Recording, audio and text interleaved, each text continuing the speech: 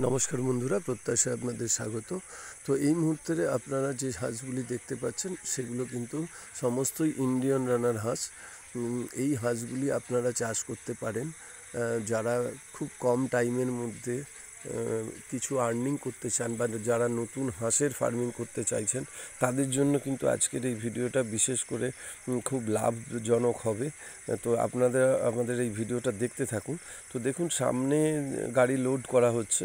তো অনেকেই হয়তো ভাবেন যে আমি যদি বড় আকারে চাষ করি বা প্রচুর পরিমাণে বড় ফার্ম একটা করতে চাই, সেক্ষেত্রে আমাদের দ্রব্যগুলো বা আমাদের এই ধরনের প্রোডাক্টগুলো বিক্রি হবে কিনা। তো তাদের জন্যই কিন্তু দেখাচ্ছি এই ভিডিওটা। দেখুন, সামনে বড় গাড়ি দাঁড় করিয়ে কিন্তু লোড করা হচ্ছে। ফলে আপনাদের কোনো চিন্তা নেই, কারণ এই ইন্ডিয়ান রানার হাঁসটা মূলত মাংসের জন্যই চাষ করা হয়। তবে এই হাঁসের কিন্তু ডিমও পাওয়া যায়। তো আপনারা যারা এই হাঁসের চাষ করতে চান, যারা শর্ট টাইমে ডাক ফার্মিং করে বা হাঁসের খামার করে লাভ করতে চান, তাদের জন্য কিন্তু এই হাঁসটা অত্যন্ত লাভজনক হবে। বিক্রির কোনো সমস্যা নেই।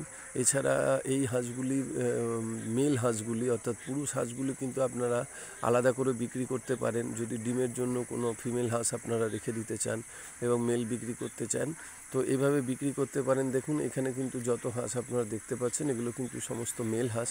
তো এই মেল হাঁসের কিন্তু সারা বছর প্রচুর চাহিদা রয়েছে। বিশেষ করে শীতকালে কিন্তু হাঁসের মাংসের একটা চাহিদা থাকে।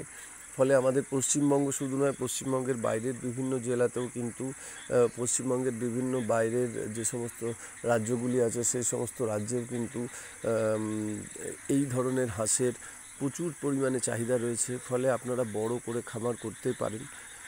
এছাড়া অনেকেই প্রশ্ন করেছিলেন যে কিভাবে এগুলো চাষ করব। তো এগুলো তাদের জন্য বলে রাখি, যদি আপনাদের কাছে প্রচুর পরিমাণে জায়গা থাকে তাহলে কিন্তু এই হাঁসের চাষ আপনার পক্ষে লাভজনক হবে। খোলা জায়গা, যেমন ধরুন এক ফসলি বা দু ফসলি জমি যদি আপনার খামারের আশেপাশে থাকে, তাহলে সেখানে কিন্তু সারা বছর চাষবাস হবে না। ফলে সেই সমস্ত জায়গায় কিন্তু এই হাঁসগুলোকে কিন্তু আপনারা চড়িয়ে বা হাঁসগুলোকে সেখানে কিন্তু ছেড়ে দিয়ে আপনারা পালন করতে পারেন।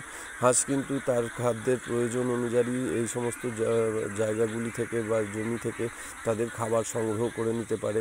সেক্ষেত্রে আপনাদের কস্টিংটা কিন্তু অনেক কম হবে। এই যে দেখুন, এইভাবে কিন্তু যদি হাঁস আপনারা চড়িয়ে চাষ করেন তাহলে কিন্তু আপনাদের কস্টিং অনেক কম হবে এবং লাভবান আপনারা হবেন। আমাদের ভিডিও যদি আপনাদের ভালো লাগে তাহলে অবশ্যই লাইক এবং সাবস্ক্রাইব করবেন এবং আরও ইনফরমেশান পেতে আমাদের সঙ্গে থাকুন এবং দেখতে থাকুন আমাদের এই ভিডিও।